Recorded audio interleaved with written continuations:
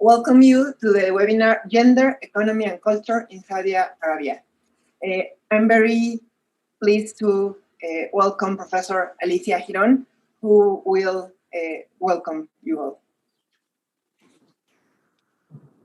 Good morning, Mexico, and good afternoon, Saudi Arabia. Well, we are very excited to have this webinar because since many months ago, we decided that our Mexican ambassador will invite this great woman that we have with us, and that we are very interested in know how these women are working the gender issues in their country. So since I think there have been more than 10 times that we have meeting between Elena, who is our representative, she represents us in the United Kingdom, so, and also our ambassador. So we are happy to have this webinar, whose title is Gender, Economy and Culture of Saudi Arabia. So welcome,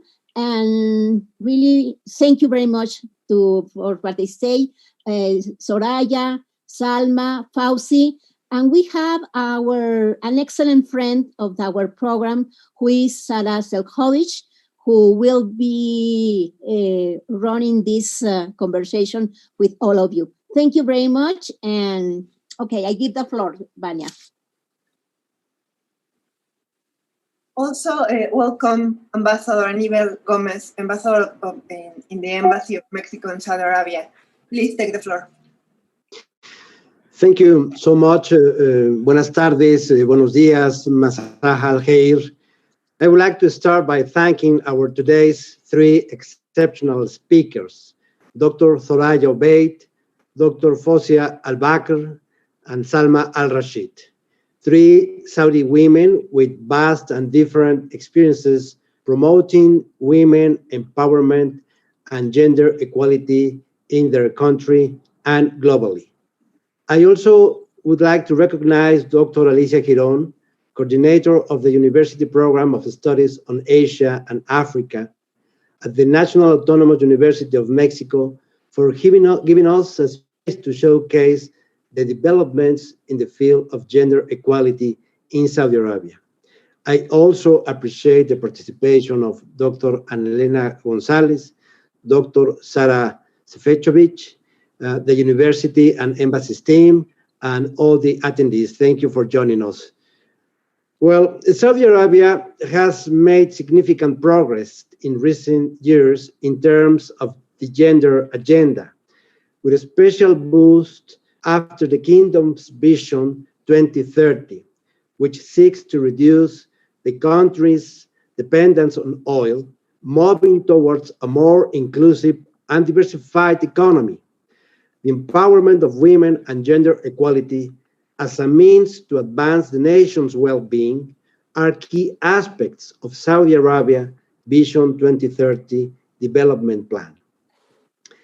This explains a series of reforms taken by the government to increase women's participation in the labor market in both public and private sectors, encouraging them to have an active role in the Saudi society by assuming leadership positions in the country and creating their own businesses. Saudi Arabia has taken decisive steps to defend and protect the rights of women, and some important milestones are the criminalization of domestic violence and of sexual harassment, the possibility to obtain a driver's license, the removal of permits from a male guardian to open businesses and to obtain a passport and travel, and the permission to legally act as heads of a household, among others. It is important to highlight that the ongoing socioeconomic reforms in the country towards female empowerment have taken place during an unprecedented time of global challenges resulting from the COVID-19 pandemic, times that have proven particularly hard for women all over the planet. There is a genuine desire within Saudi society, and this is what I see, to become more tolerant and inclusive, and the government is taking action to reflect it. There are still challenges ahead as everywhere, but I believe Saudi Arabia is in the right track. This is why today's conversation is so important. Even though Mexico and Saudi Arabia's diplomatic relation started almost 70 years ago, there are still challenges ahead between our societies, which, by the way, have several traits in common. So I encourage you all to pay close attention to this webinar to know better each other and to know better our societies in terms of gender equality. Thank you so much. Thank you, Ambassador. After hearing our authorities, we will proceed to the academic webinar. I welcome Professor Sara Sefchovich, who will be moderating this webinar. Welcome. Thank you, Vania. Good morning, everybody in Mexico. Good afternoon in London, and good evening, I think, in Saudi Arabia. It's an honor and a pleasure for me to be here today. I thank Dr. Alicia Girón from my university, the National Autonomous University of Mexico, for her invitation and the opportunity to participate in this webinar. It's also an honor to share it with the Mexican ambassador to the Kingdom of Saudi Arabia, Aníbal Gómez Toledo, and the director of the Center for Mexican Studies from the UNAM in the UK, and Elena González. Of course, with the public, with the attendees, and especially with our speakers, Thoraya, Obaid, Zalma Al-Rashid, and Fawziah Albakr. I'm sorry for my Arab pronunciation. All of them well known in their countries and in the international arena for their work on behalf of women. Since we know we live in a world where you can find the information about them on the internet, I will always only say some of the relevant contributions to their fields. Dr. Obaid, which is going to be our first speaker, is the first Arab woman to head a UN agency. She started her career in 1975 and since then has been a member of the Commission for Western Asia, director of the Population Fund for Arab States, and in 2000 was selected by Secretary General Kofi Annan as Under-Secretary General. In 2020, she served as chair of Women 20 during the presidency of Saudi Arabia of the G20 group. She's also a member of the independent panel for the pandemic response established by the World Health Organization, which will present its report in May 2021. Some minutes ago, I received her speech for the commemoration of the International Women's Day, the 8th of March. I had no time to read it, but I'm sure it has something to do with her work on behalf of women.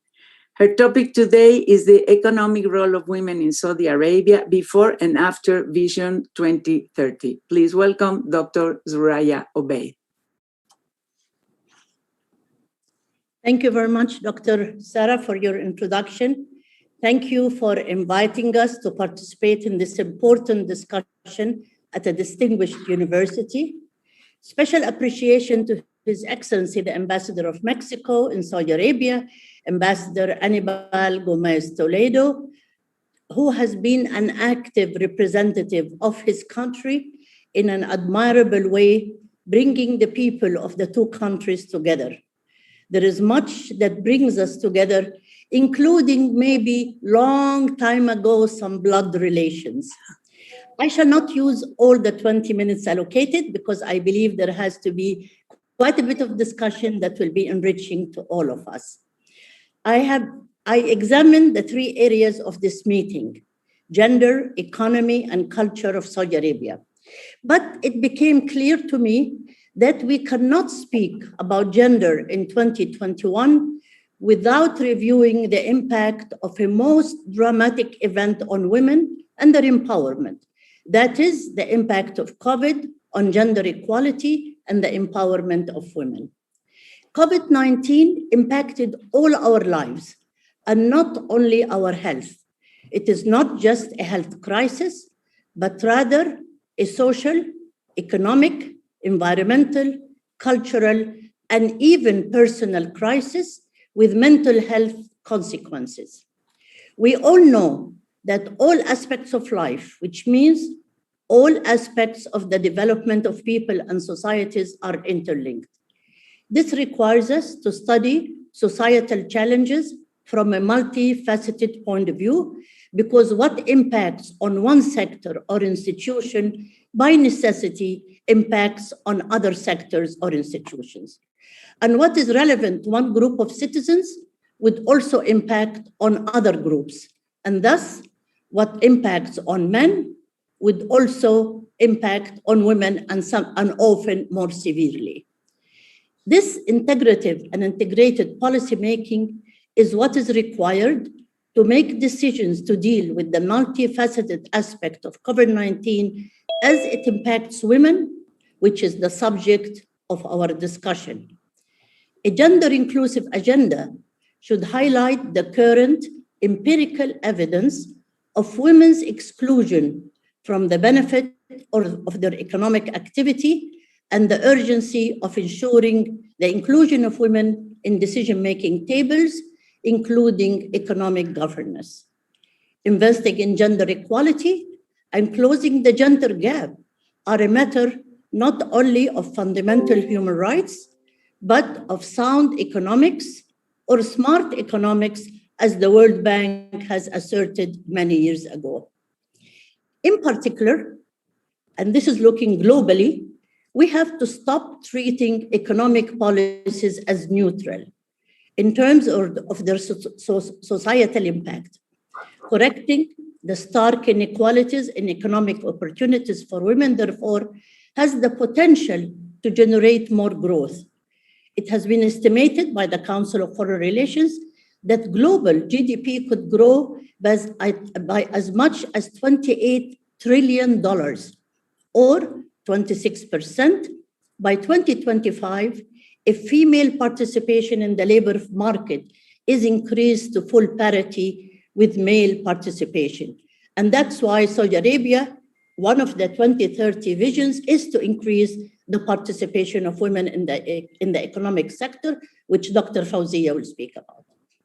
Gender gaps persist globally in education, employment, entrepreneurship, and public life opportunities and outcomes, including in Saudi Arabia.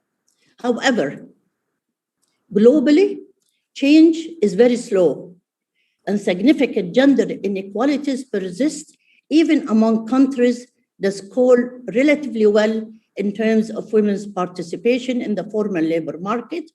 There are pay gaps and women's legal rights and economic empowerment. Even taking into account significant differences among countries, with Scandinavian countries being the most female-friendly of all, women are paid less than men on average across 28 member countries of the European Union. Women's gross hourly earnings in 2016 were 16.2% below those of men and are underrepresented in leadership positions in many companies, international organizations, and non-governmental organizations. And here I can point out that the Ennahda Women Association has done a study of the private sector in Saudi Arabia, and they did identify that women in the private sector were paid less for the same jobs that are being made. Furthermore, women work longer hours as they take care of family members and often excluded from the labor market. In some countries, they have limited or have no property rights or access to finance. And these two, property rights and access to finance, are not an issue in Saudi Arabia, since we do inherit land and money and have access to an independent, as independent people to our finances. However, there are still more women than men in poverty in low and middle income countries, as well as high income countries. And many women remain excluded from the economic decision-making level.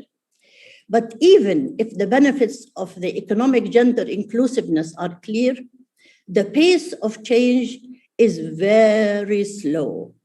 At the current rate, it will take 2 centuries to achieve gender parity in labor market.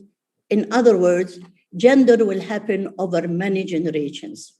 Gender equality and change will happen over many generations.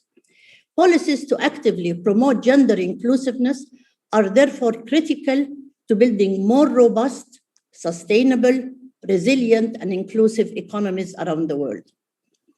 2015 was a milestone for the UN Millennium Development Goals campaign as it transitioned to the 30 Agenda for Sustainable Development and the new Sustainable Development Goals. Among the targets within the SDG 5, the empowerment of women, are recognizing and valuing unpaid work and domestic work, ensure the full and effective participation of women at all levels of decision-making in political, economic, and public life, and giving women equal rights to productive resources, including land and credit. Active domestic policies are needed, and government must embrace credible policies to bring more women into the labor market, improve access to education and finance, including for women in the informal sector, self-employed women, and small and medium enterprises, close the pay gap, invest in social structure, especially childcare and assistance for the elderly, and support women entrepreneurs and ensure the coverage of social protection for all those who work in the formal and informal sectors. This is the situation without the impact of COVID-19. So what happened with COVID-19? Melinda Gates said, and I quote here, "History teaches that disease outbreaks expose and exploit existing forces of marginalization, seeking out fault lines of gender, race, caste, and class." A study by Accenture, one of the W20 knowledge partners, the title of the study, If Not Now, When? A Roadmap Towards a More Gender Equitable Recovery, Economic Recovery, says the following: "We stand at a critical junction in modern human history. The COVID-19 pandemic presents a stark choice: ignore the impact of the crisis on women and allow societies to become less equal, more divided and poorer, or help women to emerge fully recognized as equal partners and key economic actors, and in the process, boost the potential for faster socio-economic recovery." Key findings of this research tells us the following story. Women, this is since COVID, women have seen their earnings decline in modern human almost history. 2/3 more sharply than men, pandemic dropping by 16.5% on average since the pandemic began, compared with a drop of 10% for men. Mothers are spending an additional 1 hour and 20 minutes per day on childcare, an increase of 29%. The proportion of women with easy access to health care, including maternal and reproductive services, has dropped by more than half, from 69% pre-pandemic to just 32%. And half of women say levels of tension and stress in their households are high, up from just 16% pre-pandemic. More than 2 in 5 female respondents to a questionnaire believe their government has failed to account for the impact of COVID-19 on women. A number of studies repeated this information. Women made up a disproportionate percentage of workers in sectors and roles most impacted by economic downturns, which afforded less social protection. Women comprise also 7 out of 10 health and social care workers. By 2021, an additional 47 million women were expected to be living on less than $1.9 a day as a result of the pandemic. However, women contributed $1.5 trillion to the global health economy even before these extraordinary times. And they continue to be a vital part of the healthcare infrastructure, battling the COVID-19 pandemic heads on. Women comprise almost 7 out of 10 health and social care workers globally. Given their predominant roles as caregivers within families and as frontline healthcare workers, women are more likely to be exposed to the virus. A number of studies have highlighted the devastating macro-level impact of COVID-19 on women. ILO reports that women are more likely to work in harder hit and higher risk sectors, such as healthcare, social and domestic work. And the UN analysis finds that women and girls have borne the brunt of school closure in terms of increased unpaid work and reduced levels of education, and gender-based violence is increasing exponentially. The gendered implications of quarantine must be acknowledged in service provision by recognizing that men's and women's different physical, cultural, security, and sanitary needs are very different. An estimated 243 million women and girls aged 15 to 19 worldwide have been subjected to sexual and or physical violence by an intimate partner just in 2020. Emerging data show that violence against women and girls has intensified since the outbreak of COVID-19. At the same time, women have less income, fewer opportunities for social contact, and limited access to services and community support, all of which give them fewer exit options. These risks are likely higher for women of vulnerable groups and marginalized communities, migrant and refugee women, and women with disabilities. Accenture reports also that online analytics show there is a 7% increase in discussion of gender equality issues between 2019 and 2020. I guess this is a good sign of people's awareness of this gender crisis. And we also are told that the erosion of female empowerment and poverty reduction threatens not only progress made towards implementing the Sustainable Development Goals, but also the development agenda in countries across all the countries. Because gender inequality is multifaceted, there is no one solution to remediate the problem. The best approach is to utilize women's skill sets in multiple industries and settings and adjusting policy enforcement depending on technological, social, and economic development of nations. Macroeconomic policies need reformulation to include gender equality across all aspects, which include, but are not limited to taxation, employment, structural adjustment, opportunities, services, and income. This is the situation now. And some of it applies to Saudi Arabia, some of it does not apply because of the context of Saudi Arabia. If this is the situation now, the question becomes, what can be done? The W20 Saudi Arabia 2020 examined these changes in details and reached a set of recommendations which we submitted to the G20 leaders in November 2020. I leave this part to my dear friend and colleague Zalma Al-Rashid, who's the W20 Sherpa 2020 and head of the delegation of Saudi Arabia to Italy 2021, and with whom I had both the pleasure and the honor to lead W20. And the way we choreographed this session is that I talked about the global impact. Salma will talk about W20 as was requested and the national dialogue that resulted out of the W20. And my dear friend and colleague Fawziah will focus us on Saudi Arabia so you can see Saudi Arabia within a global context and not just Saudi Arabia in an isolated context. I thank you very much.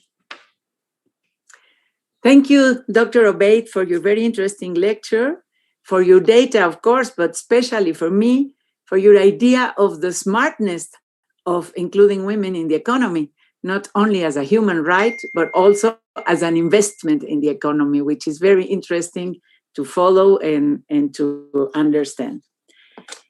And now we're going to give the word to Dr. Al-Rashid, who is a Chief Advocacy Officer at Another Society, a non-profit organization interested in women to be active participants in the development of their societies. Prior to that, she was Chief Programs Officer overseeing development projects with a focus on women economic empowerment. She represents civil society at UN Human Rights Conventions, and since 2018, she has been head of the delegation at the G20 Engagement Group and has represented her country in different meetings. Her topic today is the achievements of the W20 during the G20 Saudi presidency in 2020, in which she served as Sherpa. Please welcome Dr. Zalma Al-Rashid. Thank you very much, Dr. Sara. I am purely Salma, no doctor, but thank you very much. Good morning to Mexico, good afternoon to the UK, and good evening to Saudi. Thank you again, Your Excellency, Ambassador Aníbal Toledo, and I'd like to thank the Embassy of Mexico in Saudi Arabia, the National University of Mexico, and UNAM in the UK. It's an absolute pleasure to be with all of you today. Allow me to share my screen and to get started. So it's a really absolute pleasure to be with everybody today. And I noticed from the chat that we have people even joining us from other places outside of the UK, Mexico, and Saudi. And this is the beauty of this virtual platform, that we can, despite, as mentioned before, the Pacific or the Atlantic or any ocean that divides us, we are here together. So thank you once again, Ambassador, for your efforts and inviting us to this discussion. So I would be giving you today an overview of I'll start with giving an overview of the G20 and W20. Then I'll get into the W20 in 2020 and the highlights of what was achieved during the Saudi presidency last year. And I'll end with a few points on how, as Dr. Thoraya mentioned, how we harnessed a global conversation to elevate the conversation at the local level. And I'd like to invite everybody who's listening in today to please share with us any thoughts or questions that you might have, and I'd love to respond to that towards the end. So just a quick reminder for those of you who might would like a refresher, the G20 is the premier economic forum. Mexico and Saudi Arabia are members of the G20 group of members. It's 19 countries plus the European Union. It represents 2/3 of the world population, 75% of global trade, and 85% of the world economies. And it's really because of past crises in the economies and financial crises that the G20 was established. And it's really telling that last year under the Saudi presidency, we had to lead this conversation during another pandemic and what followed with an economic crisis. Now, I'd like to also give my deep appreciation and wishes of success to our Italian colleagues who we handed over the presidency to this year. So the presidency is in Italy, and we're working very closely as part of the Troika with our Italian colleagues and our Indonesian colleagues for the year that follows. Now, the Women 20, or I must say that part of the G20, just a little bit of a background within the G20, it's a very complex system. But within the G20, and it's an economic conversation, but within the G20, there is part of that ecosystem, a group of what we call engagement groups, 8 groups that represent different fields, the business 20, civil 20, labor 20, youth 20, science 20, I hope I don't forget any of them, but a group of different topics, and these are independent of government, but represent different fields and different focus areas. But the G20 established this mechanism to provide these representatives of non-government with official channels to communicate with and influence the G20 leaders' discussions and the policies that end up in the leaders' declaration at the end of every presidency. Now, the Women 20 is part of these G20 engagement groups. It's a policy recommendation group, and it is independent of government. So members are independent of governments, but it is recognized by the G20 as an official group. So we are able to communicate and influence conversations inside the G20 unit. It was established under the G20 or the Turkish G20 presidency with a primary objective to ensure that gender considerations are mainstreamed into G20 discussions and ultimately translate into policies and commitments that foster gender equality and women's economic empowerment. Now, in 2020, under the G20 Saudi presidency, we had delegates. Every year there are a group of delegates. The delegates last year, like every year, are of an exceptional caliber. They represent business organizations, civil society, entrepreneurs, international organizations, and academia. And we come together to enrich the conversations and ultimately draft our communique or a list of recommendations that we believe collectively and based on consensus that these recommendations, if were adopted by the G20 leaders, will further accelerate women's economic empowerment. Of course, our work needs to be supported with further expertise. And as such, we worked very closely last year with a number of really phenomenal knowledge partners. You see it in front of you, the World Bank, Accenture, UPS, ITC, the International Trade Center, International Labour Organization, the European Bank for Reconstruction and Development, Milken Institute, UN Women, and the OECD. And all of these helped support our work with providing evidence, data, and the latest research in a fast-changing environment. Now, our work would not be possible without the financial support and in-kind support of partners and sponsors. And also, I'd like to end with the most important role that was really our host organization. So Women 20 was hosted by An-Nahda Society, which I have the honor of being part of and working in. An-Nahda organization, as Dr. Thoraya briefly mentioned, is a 59-year-old organization with a focus on women's empowerment.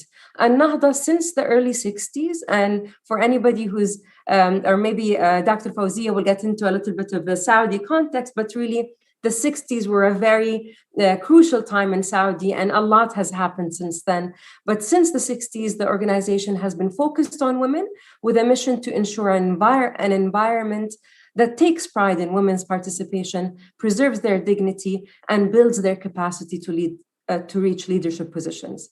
Now, in 2020, we established a framework to structure our work and what should be collectively working jointly with our delegates. And also I'd like to take the moment to send my wishes and salute our Mexican delegates who played a crucial role. One of our main working groups, the financial working group, was chaired by our delegate from Mexico, and they were really crucial in our work last year and this year.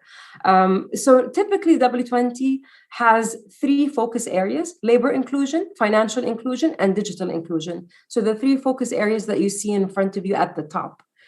Then the 3 at the bottom is what we become introduced every year. The G20 accountability, or focusing on accountability and monitoring, was introduced by our colleagues in Japan in 2019. And we believed collectively with our delegates, after consultation, that it is important to continue the work of accountability and really push for more accountability and monitoring of previous commitments that came out of the G20 leaders. And then we put women's entrepreneurship as a cross-cutting topic and introduced as a Saudi presidency topic the importance of inclusive decision-making, believing and realizing that decision-making and inclusive decision-making is really essential. We cannot move if we don't have women at every level of that decision-making process. Now, a quick snapshot of 2020. Last year, we had 109 delegates actively engaged throughout the year. We had 100% representation of G20 members, 14 G20 meeting interventions. As I mentioned before, we, as an official group within the G20, we have the opportunity to intervene in different meetings and deliver the message of the G20 delegates, the W20 delegates. So we had that opportunity. We've issued 5 open letters, really addressed to ministers and decision makers, calling for what the W20 collectively believes in, 5 joint statements, a number of publications, policy papers, webinars, and different interventions in the international fora. I will be sharing in the chat box a few links, and I'd like to invite everybody to visit the W20 Saudi Arabia website that has a lot of information and resources about our experience last year. We worked on a handbook that summarizes the Saudi experience, and we hope that this serves as a reference point to anybody who's interested in gender issues and how at the global and local level. Now, the W20 activities culminated by the virtual summit, and it was the first time the W20 hosts a virtual summit. And really, we missed a lot that feeling of having so many women come together in one place with a lot of energy in one room. But because of COVID, we had to settle for a virtual summit.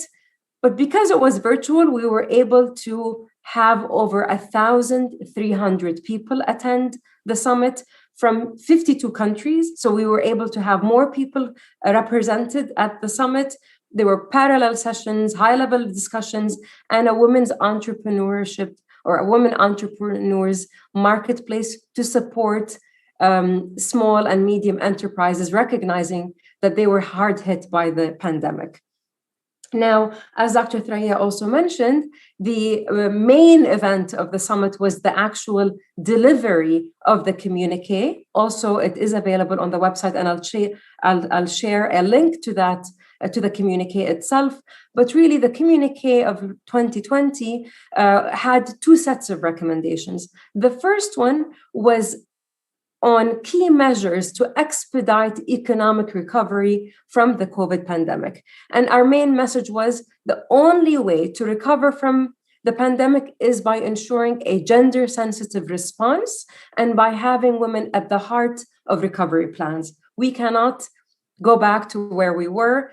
The pandemic gave us an opportunity to reset, and we provide G20 leaders with a roadmap of what needs to be done to ensure an economic recovery that delivers for all. And the second set of recommendations was towards a more long-term economic empowerment to ensure that we achieve the 2030 Sustainable Development Agenda and to build a strong, sustainable, balanced growth. So what can we do so that we don't see ourselves in this situation ever again? And these recommendations were on legal and social reforms, inclusive decision-making, financial inclusion, labor inclusion, digital inclusion, and social entrepreneurship. Now, this is all nice, great. It's a train that passes in each, the G20 passes every year to different countries. We handed over to Italy in 2020, but then what? Was really important for Al-Nahda, the host organization of W20 last year, to question what do we look like post 2020. It's important that when the hosting the W20 should elevate the conversation at the local level. And as such, Al-Nahda hosted a series of local dialogues. And it was the first time in Saudi that this is led by a civil society organization. And I must say that Al-Nahda has a UN ECOSOC consultative status. So we are recognized as a non-government organization in Saudi. We led these national dialogues across the kingdom in different cities, and we had over 100 experts participate in these discussions, and over 700 people play an active role. And this was really a co-creative grassroots process towards having a list similar to the W20 communique that gives us the global perspective of what needs to be done at a global level, but this is at the local, national level. What is it that we need to do, and what is that roadmap? Now, the outcome of the national dialogue was a list of 39 recommendations on decision-making, labor inclusion, financial inclusion, digital inclusion, and women's entrepreneurship. I will share a link of that. We translated an executive summary in English, and it gives you a list of recommendations. But we also went deeper than what happened at the W20 global level, because we need consensus and it's a complex process. But at the local level, we said it's not enough to put a list of recommendations. What needs to be done? Who is the lead agency? Who's responsible? Is it the Ministry of Human Resources? Is it the Ministry of Finance, and so on? And what are our desired outcomes? So this is like a roadmap and for beyond 2020, and we're currently working on these recommendations and how can we make these recommendations a reality. And before I close, I just want to highlight and build on what Dr. Thoraya mentioned, is that it's really important to note that despite the pandemic and what we see globally, it disrupted everybody's lives, but it had a stronger impact on women worldwide. But what gives us hope as a civil society organization in Saudi is that the pandemic did not slow down reforms in Saudi. We continue to see reforms happening even in a difficult year like last year. And this is really important to keep in mind as we come into the discussion, that we it's easy to say, oh, let's sit back and relax. We're dealing with a pandemic and an economic crisis that follows a health crisis. So let's take a seat back. But really, we saw further reforms last year, and we hope that, as the ambassador said, these are important steps in the right direction. So I look forward to the discussion, and thank you very much. Thank you, Dr. Salma. I know you say you're not a doctor, but for us you are. Thank you for your interesting lecture, especially highlighting the importance of the G20. We don't know that. I mean, I didn't, and I think many people don't. And the non-governmental groups inside the group that work for specific interests, in our case, including women. And this is very, very good to know, so we can get to you when we have something to ask for. Dr. Fawziah Albakr, our next speaker, is Professor of Sociology of Education at the College of Education at King Saud University, and she has been visiting professor at 2 US universities. She has published 3 books, many academic articles, and she also writes weekly for the newspaper Al Jazeera. She is an activist for women's rights and a member of local and international organizations and advisor to UNESCO in her field. Her topic today is cultural aspects in Saudi Arabia and their effect on women empowerment. Please welcome Dr. Fawziah Albakr. Thank you so much, everyone. I'm really honored to be with you all, because this is a wonderful opportunity to see women and men from all over the world, especially with this pandemic. I thank especially the National Autonomous University in Mexico and the Embassy of Mexico, Riyadh, especially represented by the Ambassador Aníbal Gomez and his assistant, Mr. Santiago Cortez. I also I have the honor to be with you all. Dr. Thoraya, Salma, Dr. Alicia, Dr. Sara, everyone. It's wonderful. I will share my screen. Share my screen.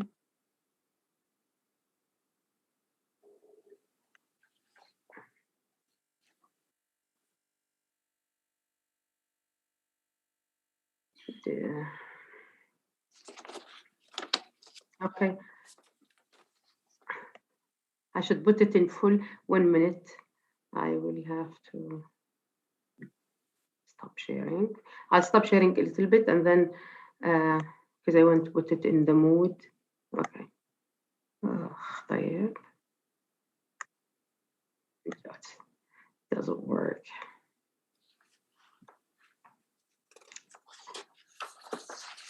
Okay. Okay, it's all right. So I'll talk today. I will be talking, of course, about the impact, the cultural impact aspect in Saudi Arabia and its effect on women empowerment. Of course, Dr. Thoraya touched on the international. Salma talked about the G20 and the role that played by the civil societies. I will concentrate on the Saudi society because I think there are so many images actually that control the way that people view Saudi in general and Saudi women in specific. So we'll try to just put things in perspective for those who are attending with us this seminar. So Saudi Arabia, of course, Saudi Arabia is a young nation founded by King Abdulaziz in 1932, and this is, of course, the third kingdom. The first one was in 1744, and the other one was 1891. Of course, Saudi was built, by tribe and religion. So these two combination made the grounding to establish Saudi Arabia. So the culture and religion usually intact together. And sometimes it will make it difficult for the government or for anyone to introduce, changes, especially when it comes to women or social change. But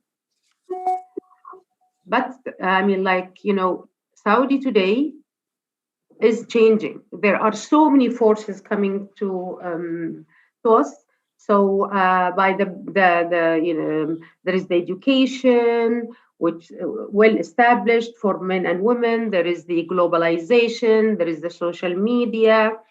Also fast rate of birth in Saudi, which create this huge young population. We know that almost 65% of the population is at young age. Also traveling, studying abroad. Also women starting to look for their rights and ask for their rights, write about it in the newspaper. Also other economic and social, of course, international factors. It's all produced, starting to, change these relation between religion and tribal and start to affect the traditional values and give more, different beliefs and needs for young population. Of course, I think our biggest thing happened to the women is the Vision 2030, which actually headed by our Crown Prince Mohammed bin Salman, supported by our King Salman. So Vision 2030, which was out in 2015, aiming to diversify Saudi Arabian economy beyond oil and gas, and promote private sector growth. So Vision 2030 look to men and women alike, but basically try to concentrate on women by trying to raise the participation of Saudi women in the workforce from 22% to 30% by 2030. Also, Vision 2030 invest in education, training, that's looking for the young generation, what's the job, what's the labor market needs, and of course they provide for early childhood education and trying to refine the national curriculum, training teachers, all that, and so they will be, so the school and the educational system will be able to first supply for this change in generation, and second, of course, being able to be part of the world and the need of the labor market. One of the, of course, I mean, when it comes to women education in Saudi Arabia, we can say without a doubt that women really biggest achievement is the almost eradication of literacy among girls. 97% of all girls at the age of the elementary school goes enrolled in schools. Education is segregated by gender, but free for all, up to the university level. Traditional education that was offered before Vision 2030 was opening jobs for women in limited fields like teaching, nursing, which aimed to actually serve the female community. I mean, like, you know, in the, I mean, like they need doctors, so they got the women to study medicine because, you know, they need them in the hospitals. They need teachers at the girls' school and so on. But gradually, of course, it's changing dramatically, and we will see that. In fact, the Human Capital Project, which is produced by the World Bank 2020, reported that Saudi Arabia spent 5.1% in 2008 of its GDP on government education. This is higher than both the regional average, which is 4.4, and the average for its income group, which is 4.5.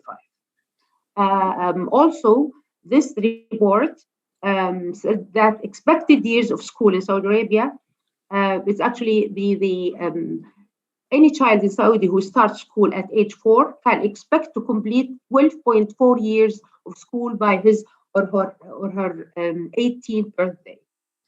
And this, I mean, 2020, the government spent 18.9 of its budget in education. So there is a huge interest in education with this young nation. In higher education, it's also a changing story from my time. When I was at the university, you know, the specialties were very limited. So I was channeled to education because I have to teach, you know, ladies like me in separate places. Nowadays, it's totally changing with Vision 2030.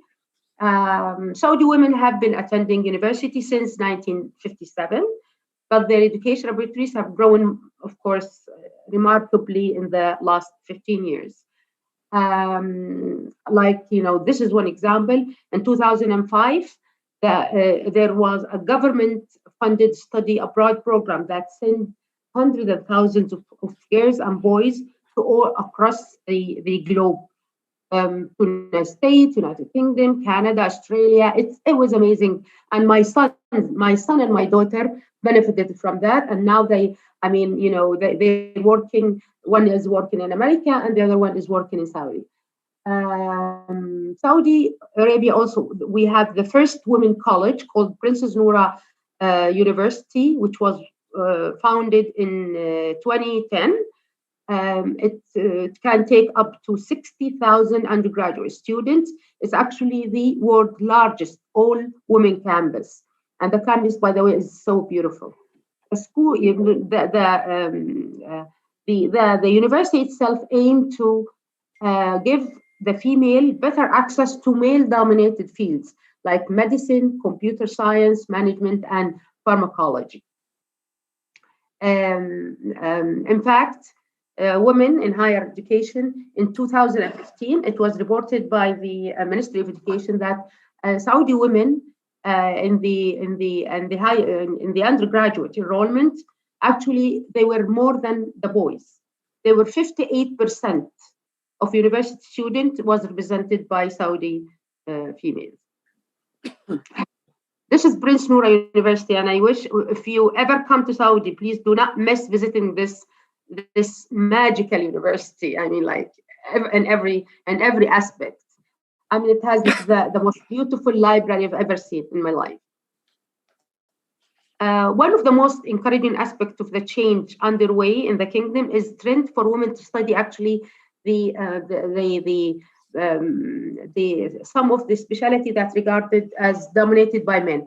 So there is a lot of push to science, technology, engineering, and mathematics, which and the so-called STEM discipline.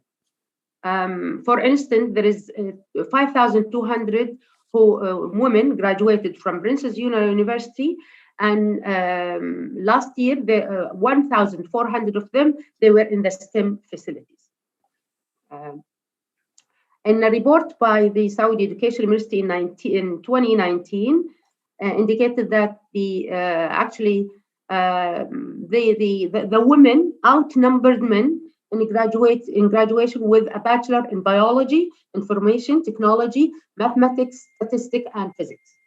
So women are really studying, for better vision and better employment. When it comes to employment of women in Saudi Arabia, traditionally, as I said, like me and others, Saudi women worked in jobs served female communities such as schools, banks, hospitals. Well, Vision 2030 changed this perspective by providing an equal opportunities for both sexes.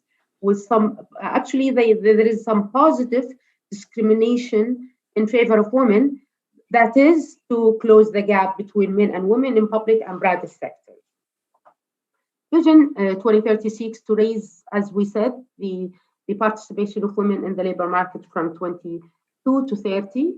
And not only that, actually, which is very surprising, that even to the military, the Ministry of Defense now allow women to apply to the military for boys and girls to apply as they wish. There are a lot of initiatives done to actually help women to in their employment. For example, the initiative of Children Hospitality Service for working mothers, which called PUEAA, help women, so in the they can find a trusted place to care for their children.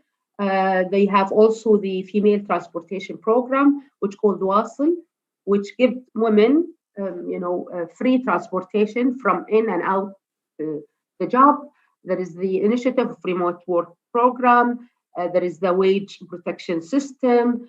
So there are so many. Actually, I just give some of these examples, but there are hundreds and hundreds of initiatives to support women in the labor market. I'm going to talk also about a study done by the National Observatory for Women at King Saud University, and I encourage you, whoever care about women in Saudi Arabia, go to this moves to Princess Noura University, because it's headed by the president of Princess Noura, Dr. Inas Al-Isa, and it's one of the most scientific observatory I've ever seen. I watched and the birth and how they did the pillars. It has 5 pillars: economics, education, health, and it has so many indicators. And in their study, they try to find all the facts about the 5 pillars. Or for economic pillars, for example, of course, they go to they found that has the value, the full value is 1%. So the economic pillars for Saudi women has a value of 0.42, showing that 42 of the gap between women and men in their participation in economic development is closed. They did also in 2019, they did a huge survey around all Saudi Arabia, because Saudi Arabia is 13 administrative districts. So they did a survey to get the missing information, especially in regard to the social and economic pillars. And this is the results of this study. for the gender gap in the government sector, it's closed by 24, which can be interpreted as that for 100 male working in the government section, there is 24 women. The gender gap in running small and medium-sized entrepreneur is closed by 44. Of course, in the public sector, we have to say that there is no difference in the wages. I consider to work in a government because I work at the university. So whatever I get, whatever my male partner gets, I will get the same. So we have a same scale. This is not the case, of course, for the private sector. The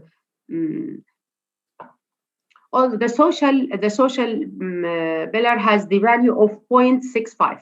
As the value gets closer to 1, the socioeconomic environment is more supportive of women participation in development.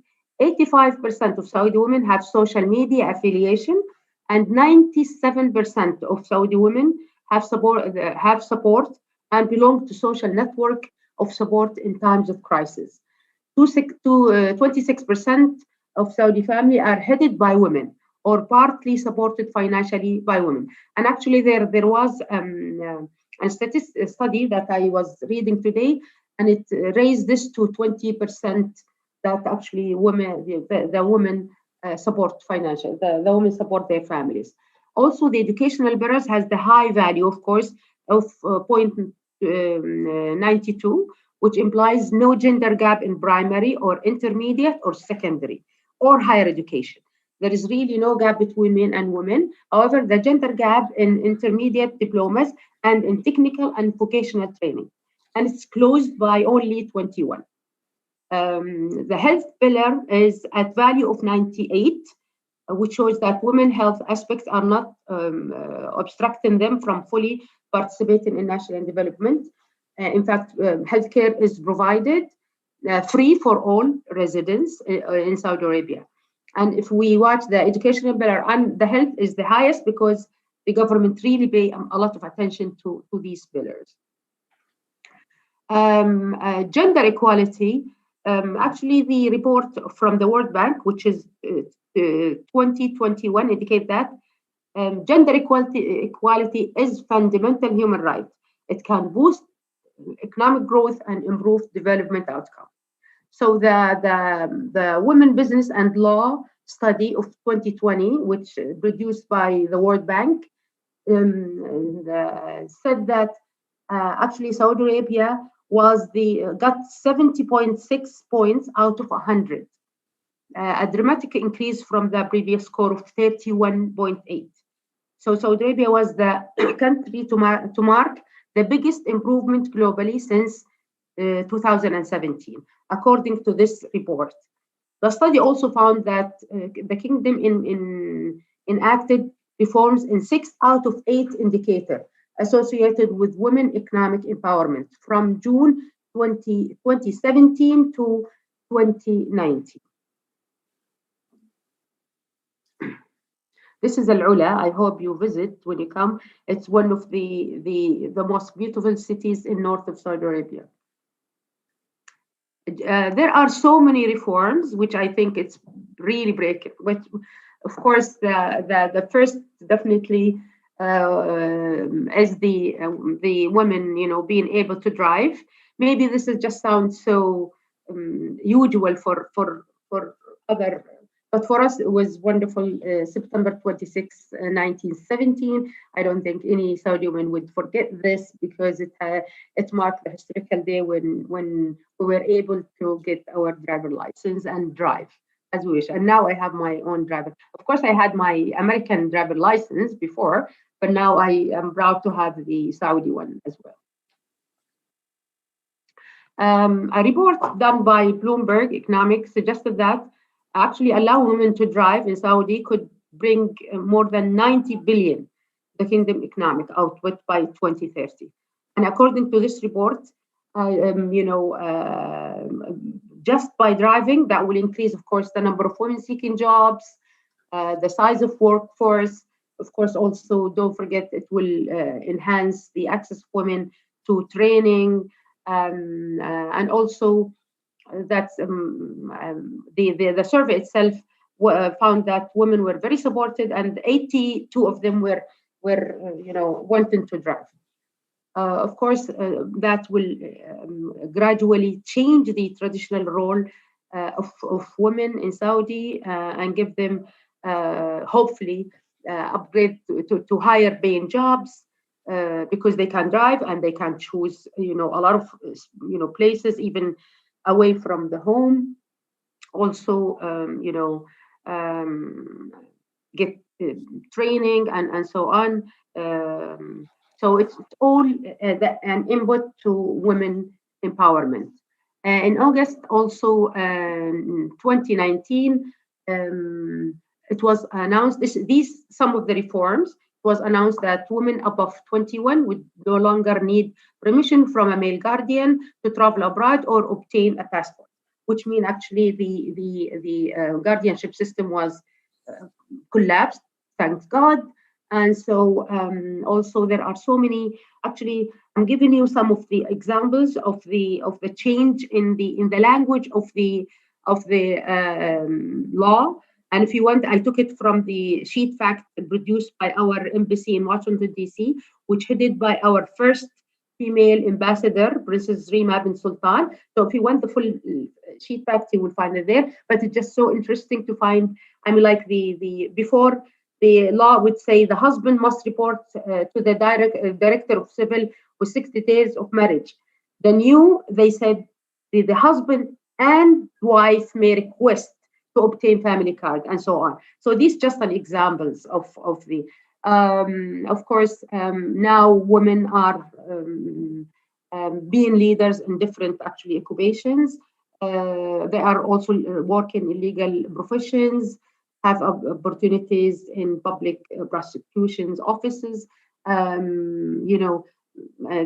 in the Human Rights Commission. They are in Shura Council, and in so many places.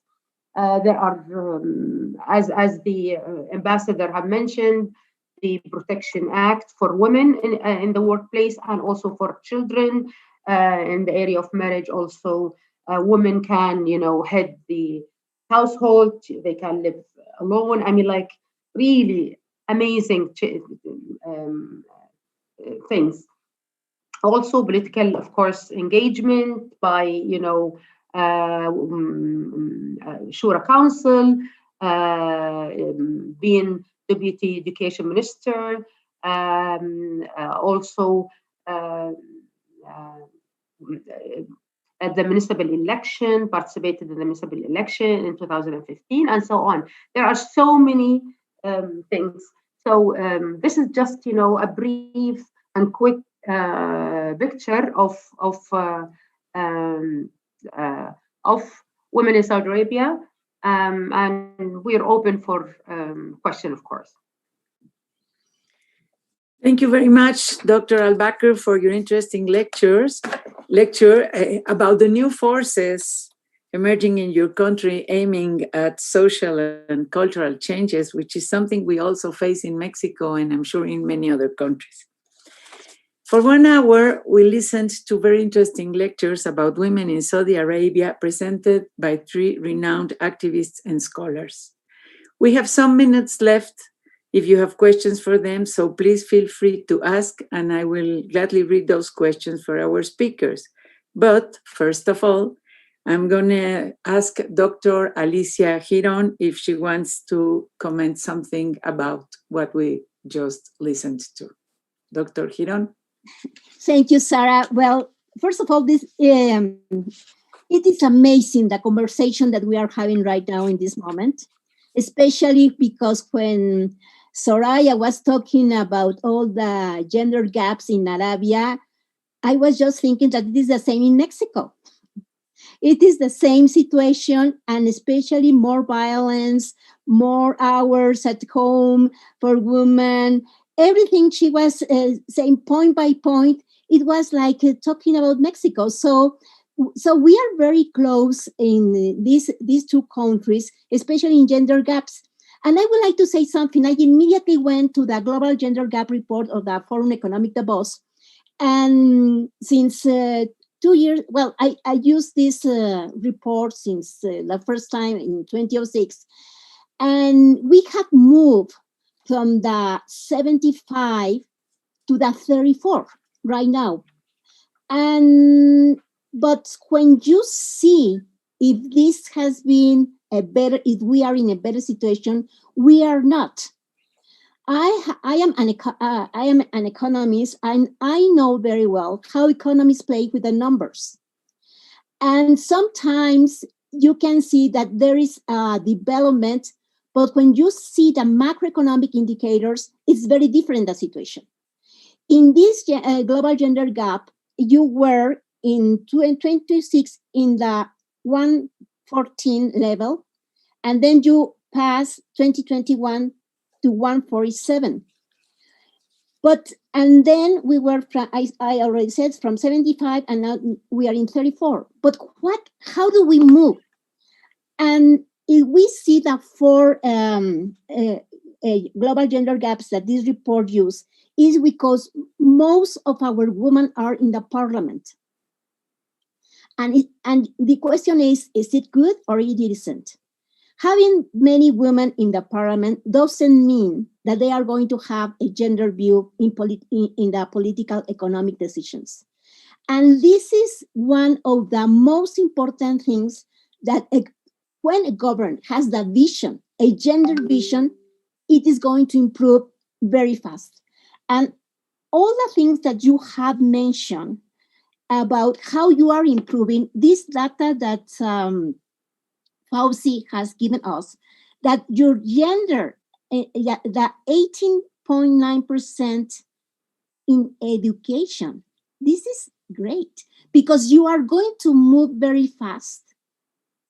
And when the women or the girls are having a big education and they are going to the university or the college, this is going to improve your society. So you have told us many interesting things. And of course, it is very important also that you have developed the task force. That I think there are 8 task force that they were. I had the opportunity to be I was invited to be in Argentina. And I'm very close to these tasks. I am reading a lot. It is one of my issues. I'm specialized in financial crisis, but I always see the gender. So sometimes I don't know which is best to see economy or to see the gender. But the impact of the economic policies of our governments, the impact is immediately in the micro level and especially in the family units. So I would like to continue talking because really I am very happy to have this conversation. And one of the things that also Salma has said, well, after all of this conversation, well, what do we have to do? Who has to do? And where and the roadmap. And I think we have to make more. We have to improve more the G20 because the thing that we have to change from now is that we have to change the economic policies, especially during the last decade. All the central governments decided after the financial crisis to have austerity budgets. And that was the worst decision that they have made because when COVID arrives, then you don't have hospitals, you don't have care economy. So that I think that the moment is now, and we have to improve care economy.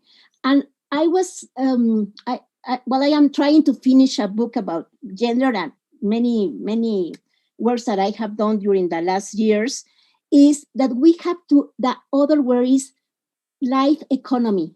In Spanish is economía de la vida. I don't know if it is correct, the translations, life economy. And care economy, it is very important in our economic policies. It doesn't give pollution, care economy, But care economy, it's not only taking care of the children, taking care of your parents. Care economy is more than that. It's having access to water, it's having to have a better life, to have a better nutrition, to leave poverty. So I finish with these words because I want to continue. I'm very excited. Thank you very much. And okay, Sara, I give the floor.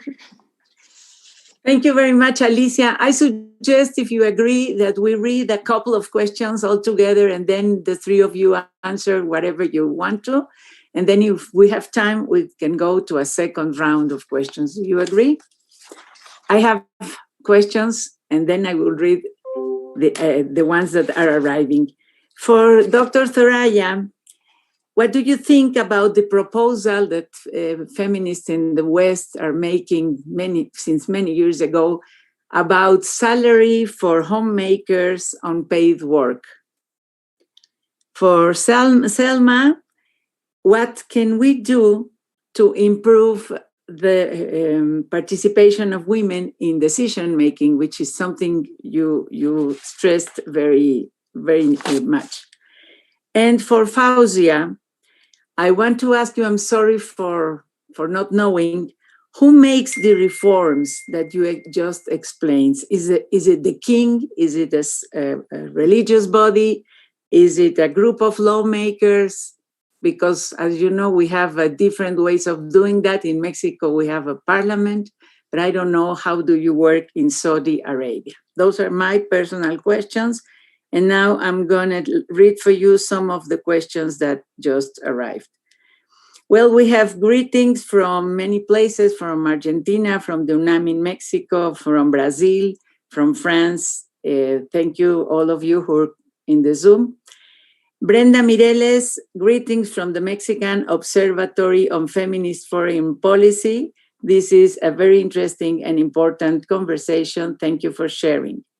Paola Valencia, shalom, salam alaikum to all of you. She asks, how difficult is for foreign women to work and travel in Saudi Arabia? How effective is justice in Saudi Arabia over sexual harassment, violence against women?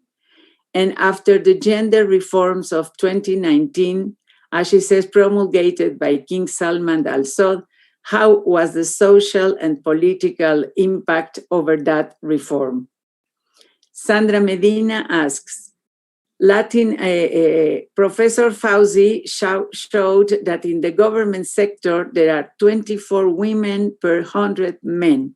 Which positions are the women occupying? Can you comment about the salary gap in equivalent positions?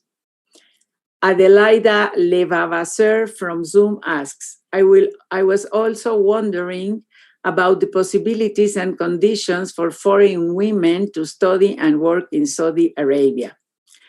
And another question, free healthcare for all was mentioned. Is it the case only for Saudi nationals? What about foreigners of other nationalities born in Saudi Arabia?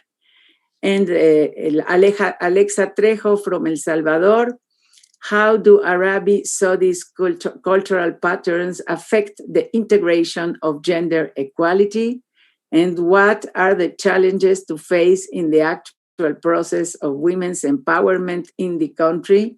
Is there any political opposition? And I'm going to read the last one so you can begin your answers.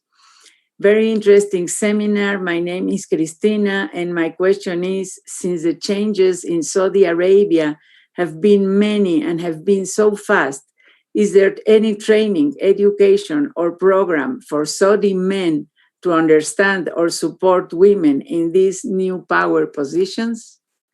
Please, Dr. Obaid, you want to begin with the answers? Thank you very much. Very, very interesting questions.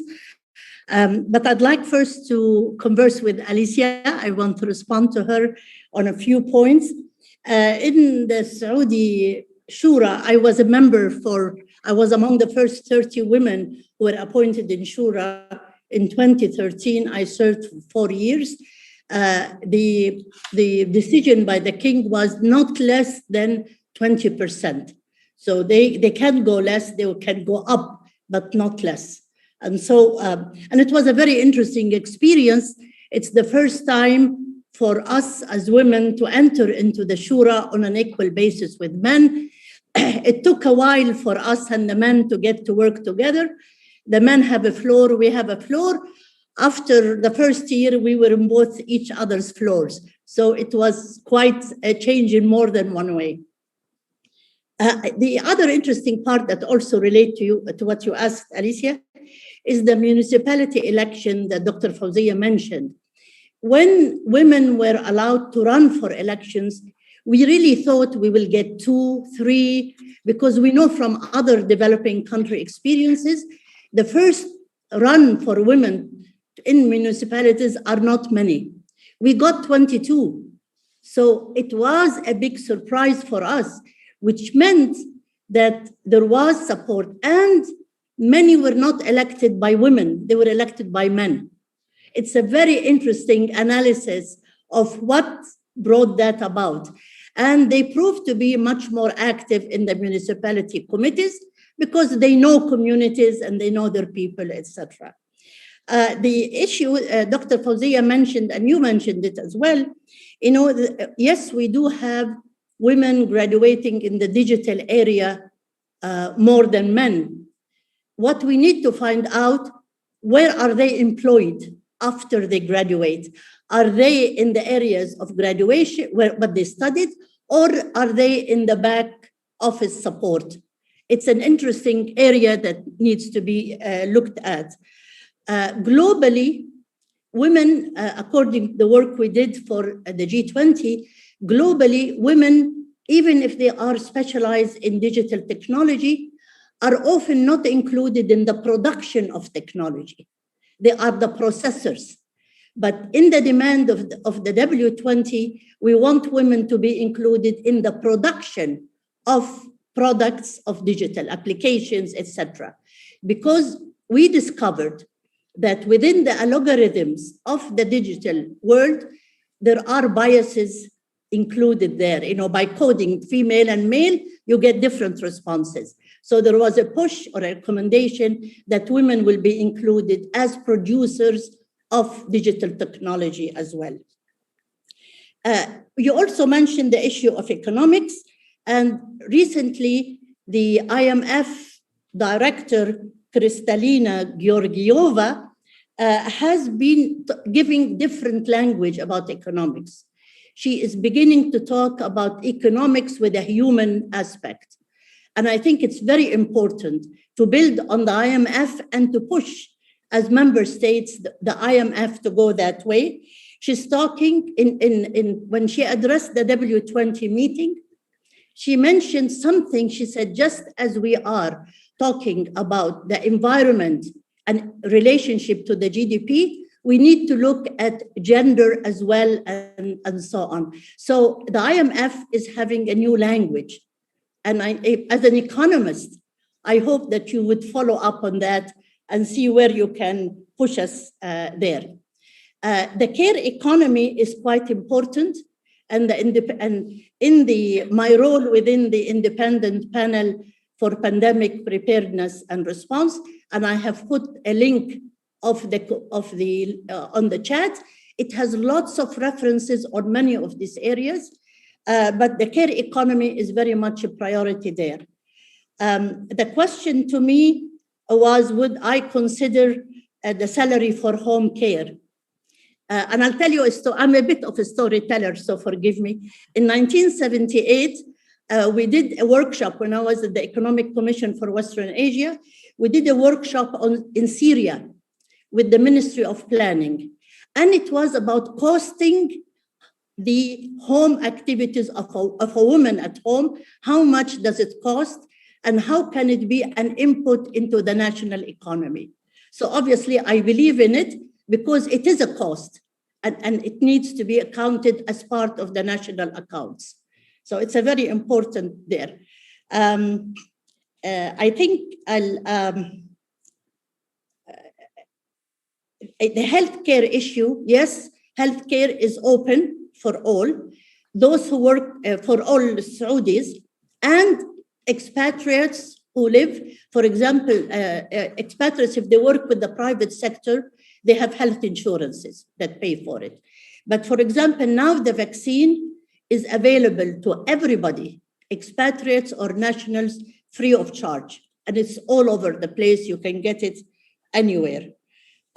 Finally, one last comment is that when you listen to Fawziah and Salma and myself, and when you look at us, I think we are kind of a 3 generations or maybe 2 generations speaking to you. I always say, and Salma knows that, I always say that when I am with my sisters from Saudi Arabia, I always say I am the dinosaur in the room because I was born pre-oil. So I saw the movement of Saudi Arabia I'm 76. So I've seen Saudi Arabia from no oil to oil, to slow changes, to fast changes. I've lived it all. And I think this is the thing you need to understand in Saudi Arabia, that changes, because as Dr. Fawziah said, it's a tribal society. There was an alliance between the tribe and religion. Change was premeditated. It was slow. It was evolutionary. You know, they make a change and they wait to see the reaction, and then they do another change. What happened recently is no more waiting. It's young people making decisions, move. So the history of Saudi Arabia has changed with the present administration or the present ruler, the king and the crown prince, from a very slow evolutionary process into a much faster, still evolutionary, but a much faster process. I'll stop here and I give it to my colleagues. Salma, please. Thank you very much. So I'll also go back to Alicia's point on the G20, and really I agree with you. You know, the G20, and I love the surprise that people get when I tell them all of what we're doing at the G20, it's non-binding, and people's faces are like, what? All of this work and it's non-binding, then what's the point? But it's really important that's why the national conversation is really important. What our delegates and our colleagues across the G20 take from this conversation and bring back home on the ground is important. That's why the national conversation is important, because then we have something. So one of the reasons why we were involved with the Women 20 since 2018 is to use that as an opportunity to elevate the conversation. We come back home and we say, the leaders, and ours included, agreed on this. How can we turn this into action on the ground? So really, this is one way to push for action and accountability and moving into action. On the point, Dr. Sara, on your question on what can we do to improve participation of women in inclusive decision making, I will say something that I know is a bit controversial, but I really believe in quotas or targets, even if for a temporary time, for a limited time, but it does help. We need to get, we need to get more women in. I do believe that we need to have people in positions based on merit, for sure. But then also there are certain fields where if we don't put these quotas, we won't have representation in these positions. So quota could be one way. We have a lot of capable women in Saudi Arabia and around the world, and we know that representation at the decision-making level, at a high level around the world, is still low. Among the G20 leaders, we only have one woman. So we really need to, push for that. And it's many things, but one thing, because I am aware of time, I would say quotas and targets. Okay. Thank you very much, Dr. Fawziah. I think there is a very limited time left. I think Dr. Thoraya and Salma, they said most of the answers, but I just one of the questions that at the social level, these reforms, does it change the face of Saudi Arabia? Yes, it did. Yes, we're much happier people now. people are feeling free and secure. And the reforms are done by the king and the MBS, and also the Shura Council and all that. So health, of course, health services is free. Yes, you can come and visit Saudi and work, whether you're a man or a woman. There is no more old, very traditional Saudi. We are in the new generation. Thank you so much. Thank you, Dr. Fawziah. Sadly, time is over. I really feel very bad because we were looking forward for this debate between us, but time is over and we cannot discuss anymore. There are many questions here, very interesting, some of them, but they will remain unanswered, at least for today, for our webinar. We have to close it, and please, the final remarks will be made by Dr. Elena González, Director of the UNAM in the UK. Please welcome Dr. González. Thank you. Thank you very much, Sara. Well, it has been an enormous pleasure to listen to all of you and to read the questions. The fact that we are so enthusiastic about sharing our different experiences from our different perspectives is a very good sign that this is only the beginning of a dialogue, hopefully, among women and men from many different countries. I would like to thank our speakers very heartily, Fawziah, Albakr, Zalma Al-Rashid, and Dr. Thoraya, Obaid, for your excellent presentations.